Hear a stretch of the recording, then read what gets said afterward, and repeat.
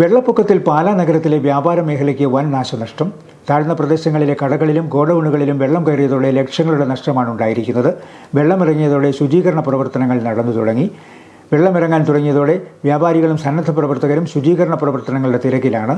ലക്ഷക്കണക്കിന് രൂപയുടെ നഷ്ടമാണ് വ്യാപാര സ്ഥാപനങ്ങൾക്ക് ഉണ്ടായിരിക്കുന്നത്. ശനിയാഴ്ച പെയ്ത കനത്ത മഴയെ തുടർന്നുണ്ടായ വെള്ളപ്പൊക്കത്തിൽ പാലാ നഗരത്തിലെ നിരവധി വ്യാപാര സ്ഥാപനങ്ങൾക്ക് വൻ സാമ്പത്തിക നഷ്ടം സംഭവിച്ചു. പാലായിലെ കടകളിലും ഗോഡൌണുകളിലും വെള്ളം കയറിയതോടെ ഭക്ഷ്യവസ്തുക്കൾ, ഇലക്ട്രോണിക്സ് ഉപകരണങ്ങൾ, ഫർണിച്ചർ, റെഡിമെയ്ഡ് വസ്ത്രങ്ങൾ, സ്റ്റേഷനറി സാധനങ്ങൾ, പ്രധാന രേഖകൾ എന്നിവ വ്യാപകമായി നശിച്ചു. വെള്ളം അതിവേഗം ഉയർന്നതിനാൽ വിലപിടിപ്പുള്ള സാധനങ്ങൾ സുരക്ഷിത സ്ഥലങ്ങളിലേക്ക് മാറ്റാൻ സമയം ലഭിച്ചില്ലെന്ന് വ്യാപാരികൾ പറഞ്ഞു. ഫ്രിഡ്ജുകൾ, ഫ്രീസറുകൾ, കമ്പ്യൂട്ടറുകൾ, പ്രിൻ്റുകൾ, ഇൻവെർട്ടറുകൾ ഉൾപ്പെടെയുള്ള വൈദ്യുത ഉപകരണങ്ങളും വെള്ളത്തിൽ മുങ്ങി കേടുപാടുകൾ സംഭവിച്ചു. കടകളിലെ അലമാരകൾ, കൗണ്ടറുകൾ, മറ്റ് മരസാമഗ്രികൾ എന്നിവയും നശിച്ചതോടെ ലക്ഷക്കണക്കിന് രൂപയുടെ നഷ്ടമുണ്ടായതായി വ്യാപാരികൾ വ്യക്തമാക്കി. വ്യാപാരികളെ സംബന്ധിച്ച് നോക്കുമ്പോൾ ഈ പ്രാവശ്യത്തെ വെള്ളപ്പൊക്കം ഒരു ഭയങ്കര അതിശക്തമായിട്ടുള്ള വെള്ളപ്പൊക്കമായിരുന്നു. അതായത് ഏകദേശം ഞാൻ രാവിലെ ഒരു 7-6 മണിയൊക്കെ ഇവിടെ വന്ന് നിൽക്കുന്നതാണ്. അന്നേരം വെള്ളം പോലും ഇല്ല വഴിയിലെങ്ങും. പെട്ടെന്ന് 1-2 മണിക്കൂറും കൊണ്ട് കട നിറച്ച് വെള്ളമായി. മൊത്തം അതായത് നമ്മുടെ കട തന്നെയല്ല കേട്ടോ, മൊത്തം പാലായിലും മൊത്തം വ്യാപാരികളുടെ അവസ്ഥ വളരെ മോശമാണ്. ഇപ്പോൾ കുറച്ച് നാളായിട്ട് പെട്ടെന്ന് വെള്ളം കയറി വരുന്നത്. എന്താ ചെയ്യുന്നത് ഞങ്ങളെപ്പോലുള്ള വ്യാപാരികൾ? നോക്കി എന്തേലും സാധനങ്ങളാണ്, ഇതെല്ലാം നനയാത്തതായിട്ടുള്ള സാധനങ്ങളാണ് കൂട്ടി വെച്ചിരിക്കുന്നത്. ഇതിനകത്തുനിന്ന് നനയാത്ത സാധനങ്ങൾ എടുത്ത് വേണം കടയിൽ ഇനി അടുക്കി ഇപ്പം പണി ഇങ്ങനെ നടത്തിക്കൊണ്ടിരിക്കുകയാണ്. കോടിക്കണക്കിന് രൂപയുടെ നഷ്ടങ്ങൾ ഉണ്ടായിട്ടുണ്ട്. കാരണം ഓരോ തുണിക്കടയിലൊക്കെ നിറച്ച് വെള്ളം കയറിയതായിട്ട് വേറൊരു പാർട്ടി എന്നോട് ഇപ്പം പറഞ്ഞിട്ട് നിൽക്കുക.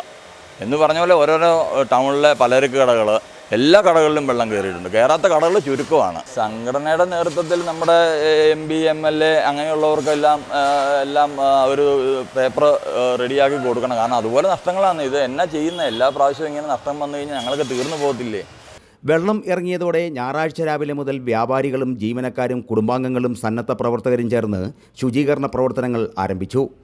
കടകളിൽ അടിഞ്ഞുകൂടിയ ചെളിയും മാലിന്യങ്ങളും നീക്കം ചെയ്യുകയും കേടായ സാധനങ്ങൾ പുറത്തേക്ക് മാറ്റുകയും അണുനശീകരണ പ്രവർത്തനങ്ങൾ നടത്തുകയും ചെയ്തു. വൈദ്യുത സംവിധാനങ്ങളുടെ സുരക്ഷാ പരിശോധനയും വിവിധ സ്ഥാപനങ്ങളിൽ പുരോഗമിക്കുകയാണ്.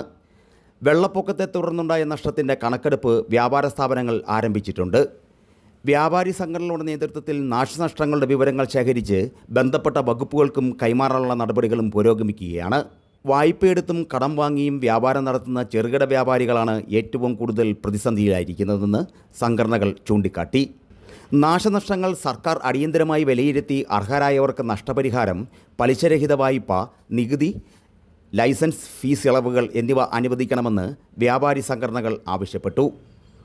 മഴക്കാലത്ത് നഗരത്തിൽ ആവർത്തിച്ചുണ്ടാകുന്ന വെള്ളക്കെട്ടിന് ശാശ്വത പരിഹാരം കാണാൻ ഡ്രൈനേജ് സംവിധാനം നവീകരിക്കുകയും തോടുകളും ഓടകളും ശുചീകരിക്കുകയും ദുരന്ത നിവാരണ സംവിധാനങ്ങൾ കൂടുതൽ ശക്തിപ്പെടുത്തുകയും ചെയ്യണമെന്ന് വ്യാപാരികൾ അധികൃതരോട് അഭ്യർത്ഥിച്ചു.